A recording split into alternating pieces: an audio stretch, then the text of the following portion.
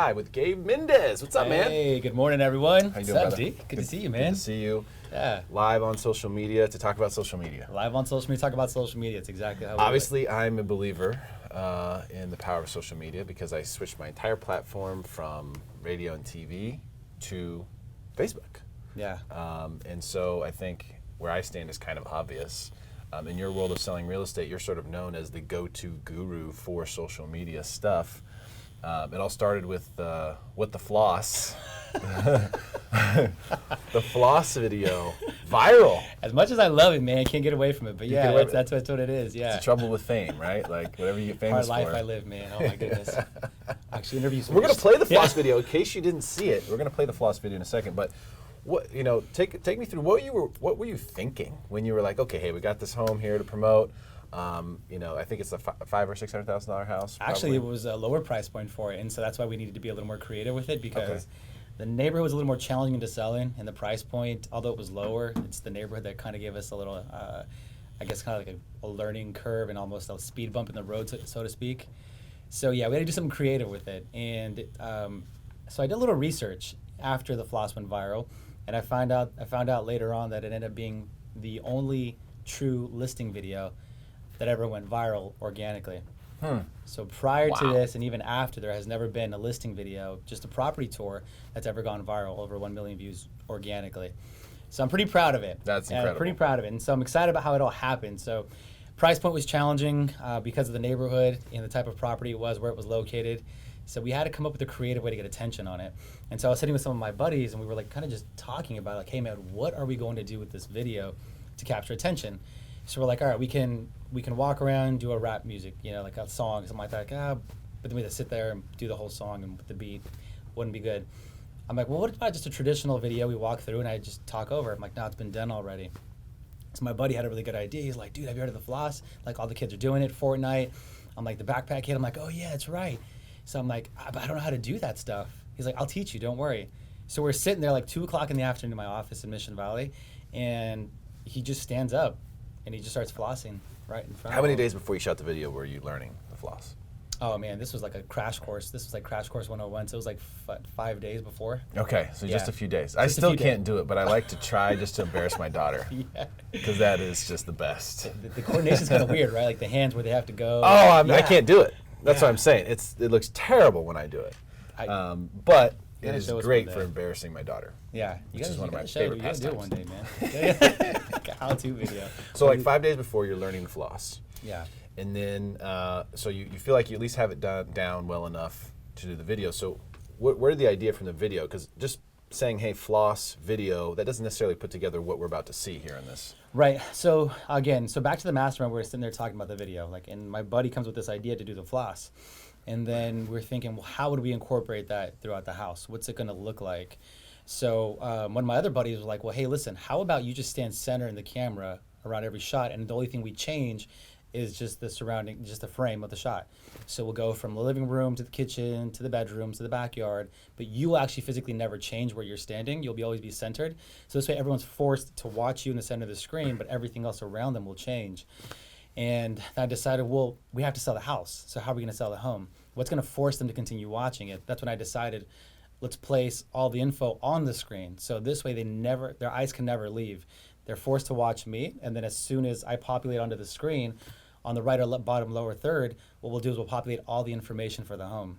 So how many bedrooms, square footage, as it progresses throughout the video. And I remember watching a video like 2-3 weeks before that.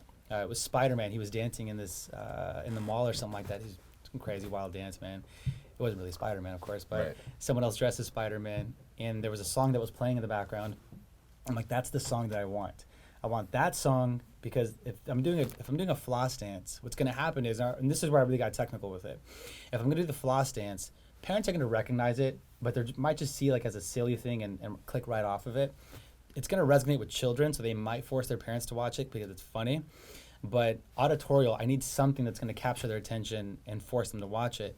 So this song was perfect. I'm like, I'm going to use this song with this dance, put them together because an older demographic will relate to the song. They'll relate to the dance now because their children are doing it. The children will love the dance. I'm like, so let's do it. Make it watchable for everyone. Make it watchable for everyone, man. All right, well, let's check it out here. So over 1.2 million views on this floss video. Let's give you the full screen action here.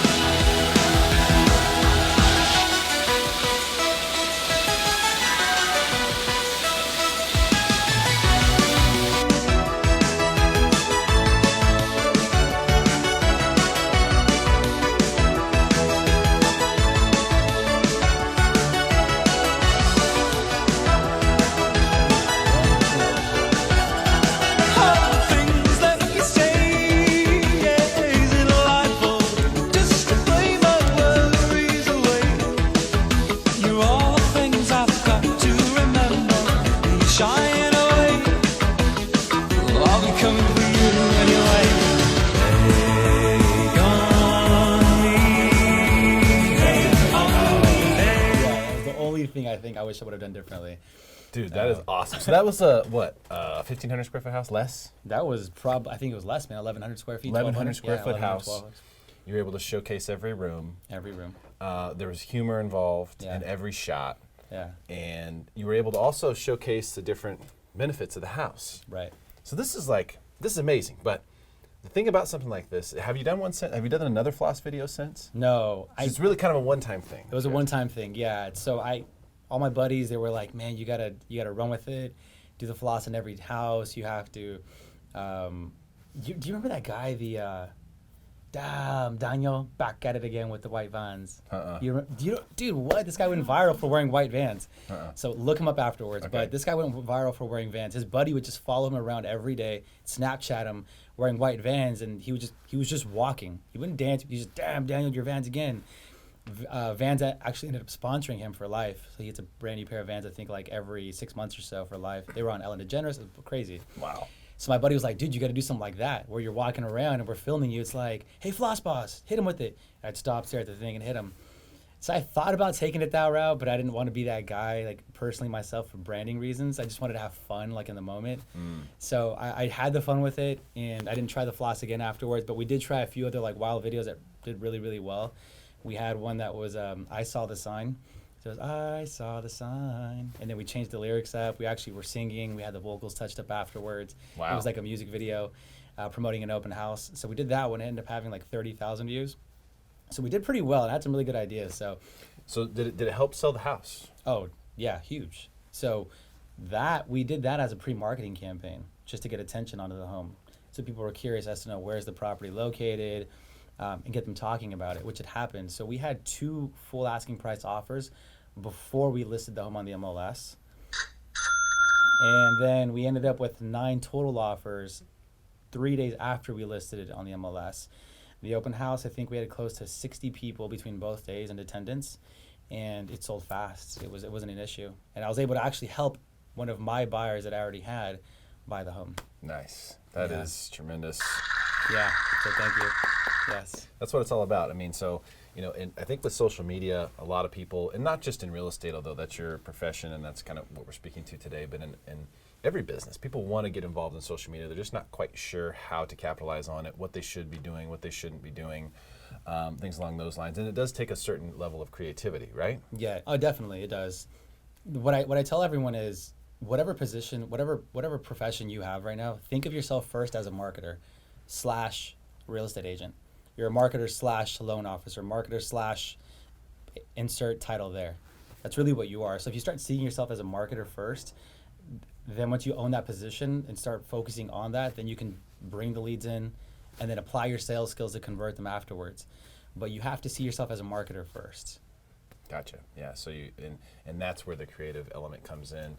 Where do you think since we're on Facebook, let's stay there for a second. What do you think people in your profession, realtors, should be doing with Facebook for the business right now? So you have to first understand the platform. Like, why are people on Facebook? People are on Facebook because they want to catch up with friends. They want to have conversations. They want to read blogs. They want to interact. They want to see how children are doing or your friends. And just that's the whole purpose of it. That's the psychology of it. The difference between Facebook and Instagram is Instagram is more of a short form content platform. So I'm there because I want instant gratification. I want high quality images. I want short captions. So you have to understand that first. YouTube, they're there because the psychology, they understand I'm on here prepared to watch a 15 to 30 minute video. I'm on this platform for that. So first understand what the platform is for, Facebook. Once you do that, you have to then kind of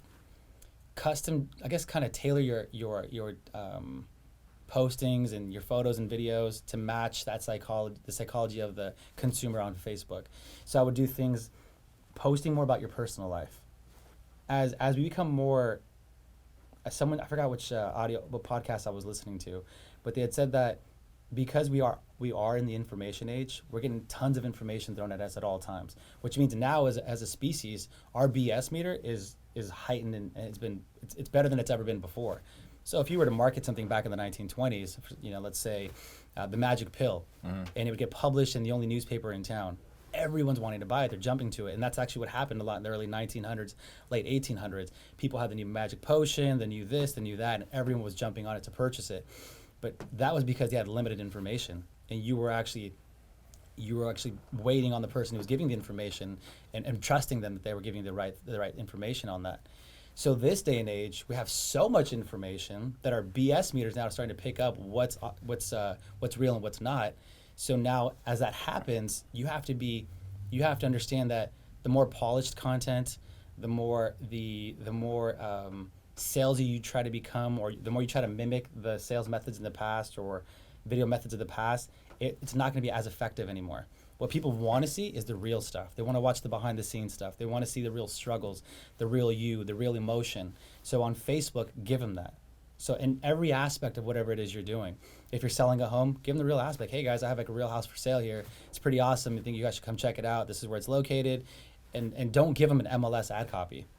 Really just describe it as a human being to the consumer so they can feel that and they engage in conversation with you. Post about your family. People want to relate to you. So don't separate your profession as a real estate agent from who you are on Facebook. merge them together. That was one of my questions for It's you. it's a lifestyle. So you want to show people that, yeah, I'm a father, I'm an entrepreneur, I'm an author of a book, I'm the floss boss, I'm all these things. Show them all of that, and you will attract, by doing that, the people who want to do business your way. You will attract the type of people who are attracted to you, and to just by being real. So post about your children, about your business, about your hobbies. You can go ahead and post about that and give them a longer form ad copy on Facebook to do that. Gotcha. Okay, Yeah. that's awesome. So, basically, how often do you think someone needs to be posting or active with their Facebook in order for it to be effective? Daily. Every day. Daily, yeah, daily. Remember, if you want to rank high in Facebook's game, because the way the algorithm is set up is to set so that the most engaging and popular content is always at the top.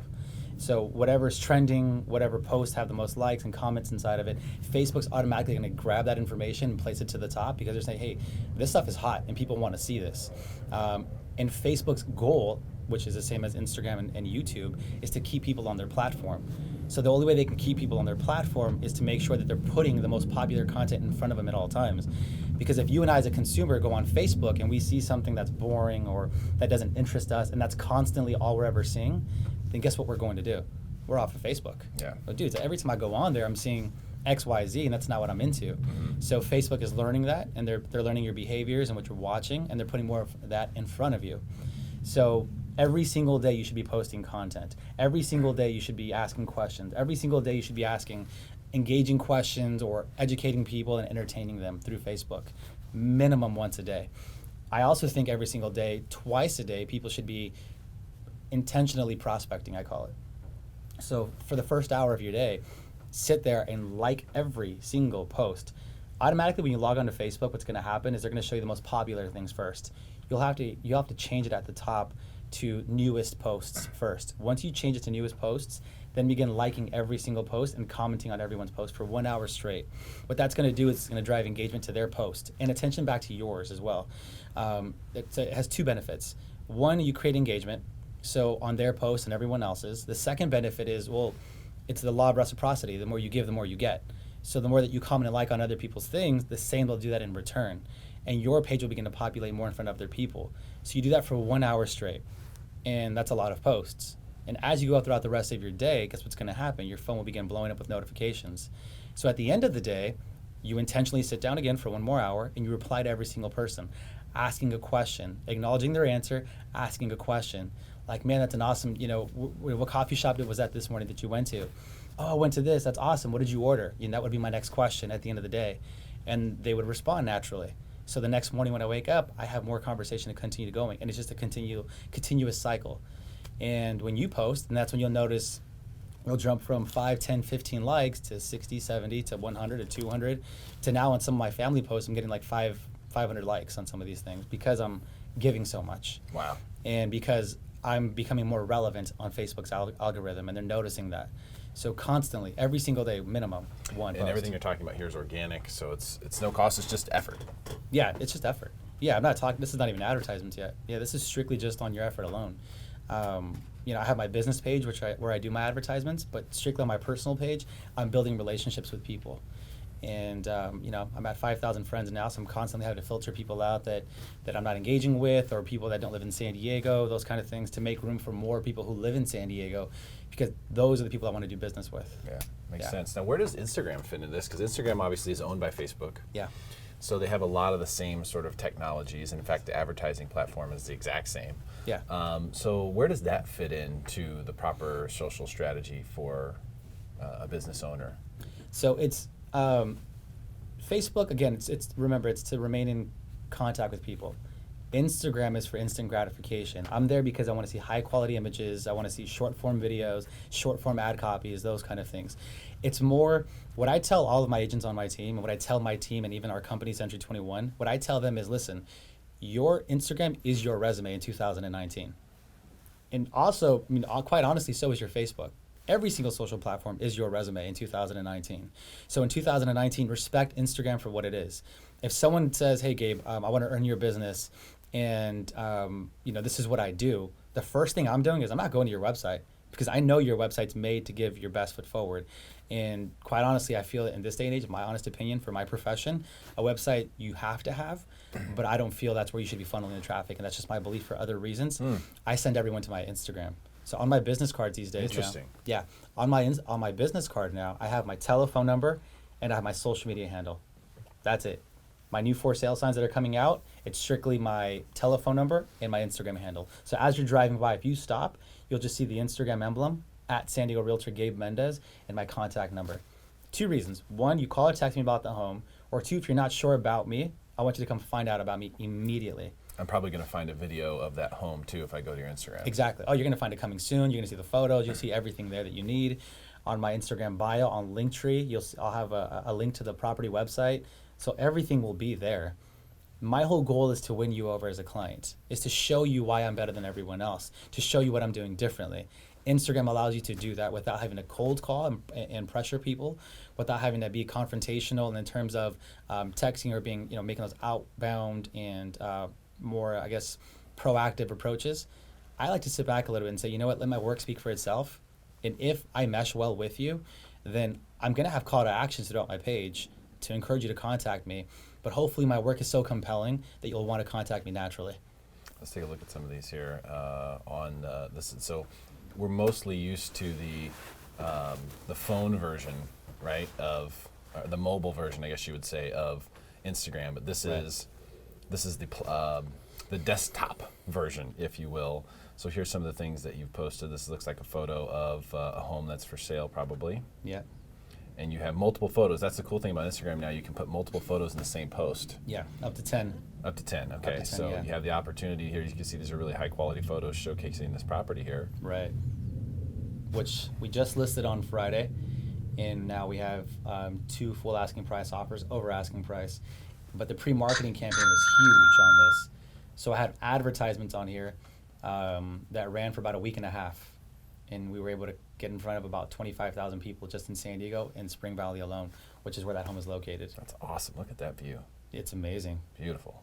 Yeah, and so you're doing other things too on here. So there's some stuff that's business. There's some stuff that's family oriented. Mm-hmm. There's some things that are like this is an infographic. Yep. Right. So for people on Instagram, what should be the game plan for their Instagram, since it is such an instant gratification model? Should most people just stick with photos probably? Yes and no. If you know how to leverage video, right? If you know the formula for video of how to keep everything within under 60 seconds, if you understand your intro, your body, your outro, if you understand how to be educational and entertaining at the same time, then go all in with video, in my opinion, because that's what people are leaning towards more. But I wouldn't flood your entire grid with it. You need to have a ratio of how many photos you're posting to videos. You also need to have a grid pattern. So what does your theme, I call it a theme, what does your theme look like? How many photos are you posting before the video comes up? Are you incorporating a certain color within your theme? Are you incorporating a certain location within your theme, or shoes, whatever that might be? And how does that incorporate into it? Because it has to be visually pleasing. Again, it's your resume. So the same way that you would present yourself at a listing presentation or during a buyer consultation, this is the exact same amount of effort that you're putting into your Instagram. So for the start, I think from the very, very beginning, first you need to begin posting.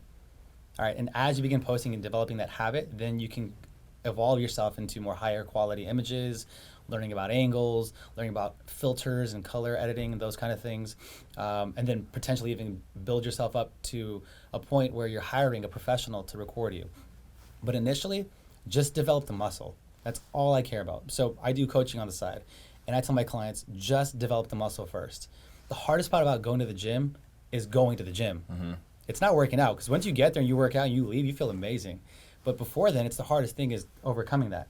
Same thing with Instagram. The hardest thing I'm seeing across the board, people are struggling with what to post. And just to post. So do that first. Now, that's number one. The second thing is building out your Instagram page so it's aesthetically pleasing. You need to make sure that, in my opinion, your name, your social media handle should include the location that you're selling in as a real estate agent. So San Diego real estate agent Gabe Mendez. People are going to say, dude, that's a long handle. It is. But when someone's typing, they're searching for something, San Diego Realtor through Instagram, which I truly believe eventually that will also become a search engine, just like Facebook's becoming. You're going to populate first. Instagram will put your name to the top if your images are high quality, you have a lot of likes and comments and a lot of followers, those things. So initially begin with that. So it might be Imperial Beach real estate agent, Joe. Santee real estate agent, Kyle, or whatever that might be. But my opinion is to put that in the beginning until you build enough brand equity, until you can just say Gabe Mendez and people are looking for you. But until you're at that point, you have to make sure you're putting yourself out there enough so that people can naturally find you. Yeah. So you start with your handle, then you build out your biography. Your bio needs to include everything that you're about. So your personal life, your hobbies, your profession. I need to read 6 lines quickly of who you are and what you're about before I begin scrolling. And then you have one link within Instagram. Instagram allows you that one link to use. And the mistake I see most real estate agents using is that they're using that one link just for one property website, or they're rerouting people from that link back to their website, which sometimes isn't even mobile friendly. So unless you have like this really high-end built-out website, in my opinion, that's built with Facebook pixels, Google pixels, landing pages, call to actions, everything, I wouldn't reroute them there, and especially if it isn't mobile friendly. Keep them on your Instagram. Instead, replace that one link with Linktree. So I think that's one of the if I can give anyone a big nugget for Instagram, it's Linktree. You install a Linktree link. It stays native to Instagram. It doesn't reroute you anywhere. So once you click it, a screen will populate from the bottom, and it'll allow you to add an additional, I think, 7 more links. Interesting. So that link tree, you publish that in there, and then you could have links to your website, your Facebook, your other social medias. Yeah. Can you bring it up and click on it so you can show people what that looks like? Right here. Right there. Okay, so if I click that, let's see what happens. So on mobile, there you go. On mobile, it'll populate. But you see, I have 2 my property websites there. 1, 2. So if my sellers are out there watching, we're promoting you guys. Subscribe to my YouTube channel, because that's important to me. My family vlog, the viral proposal video that we had, and then home search and home evaluation. Wow, so you're able to customize those links to where it makes sense at that time to point people. Exactly. That's huge. Oh, it's amazing. So you don't need a bunch of followers. I mean, this thing is what, $6-7 a month? That's it. That's all it is. And you bring people to this, and you have access to all. And you can customize the colors, the font. If you want rounded edges, squares, you can customize the back image if you choose to. All for $7, and that's a no-brainer in my opinion. Yeah. So you use that one link to reroute them to the link tree, and then you add whatever it is that you're wanting to add there. And then, so that's your bio, right? So you have that. And now we have to worry about the grid. And that can get there's multiple layers to Instagram, but really to keep it simple is make it aesthetically pleasing. Find a filter that you guys like, or that really represents your personal brand. So are you more of a vibrant person? Are you more of a monochrome? Are you more of a black and white? Are you more of a sepia? Like, what represents you as a brand? And you can do that by using an app called Visco, VSCO. You can use the free version, or you can pay for it. I think it's like $12, one-time fee. But it allows you to slap a really high-end, in my opinion, high-end filter on all of your photos, and you can keep that consistent for every single photo that you post. That one filter, and it becomes your brand. And that's how people recognize you now. And this is how influencers on Instagram are branding themselves and building themselves up. Because remember, Instagram is a short-form platform that is very pro aesthetics. So you want to make sure it's very visually pleasing. So play that game to rank high in that game. You know what you should do? Here's an idea for you. This is free. This one's free. Oh, man. There's this big thing going around, and I think it's on Instagram and on YouTube as well. ASMR. You heard of this? No. You haven't heard about ASMR? ASMR, Anybody no. else, ASMR? Okay. ASMR, yeah. So it has to do with like sounds. I think it's annoying, personally. But it could be a funny viral video if you did an ASMR property video. Really? Yeah. It's just all about sounds. So it like really like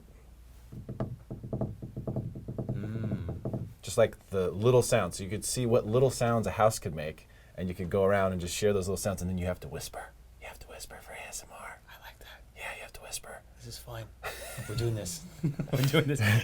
It'd be great. I think you could turn it into something really cool, and it could be your ASMR ASMR viral property video. Yeah, dude, I like that. That's a good one. All right, free you said, right? Yeah. Okay, thank Free. you. That one's free. That one's free? Okay, was free. thank you. I appreciate it. Also, and thanks for all the great stuff that you brought today. This is Yeah. really, really tremendous stuff. Yeah. I wanted to also talk about real quick your YouTube channel. Yes, Which man. which is on the verge of blowing up here. You obviously have at least one hugely viral video, over 3.6 million views yeah. on the perfect proposal, and the Mendez family, the Mendez squad. Mendez squad.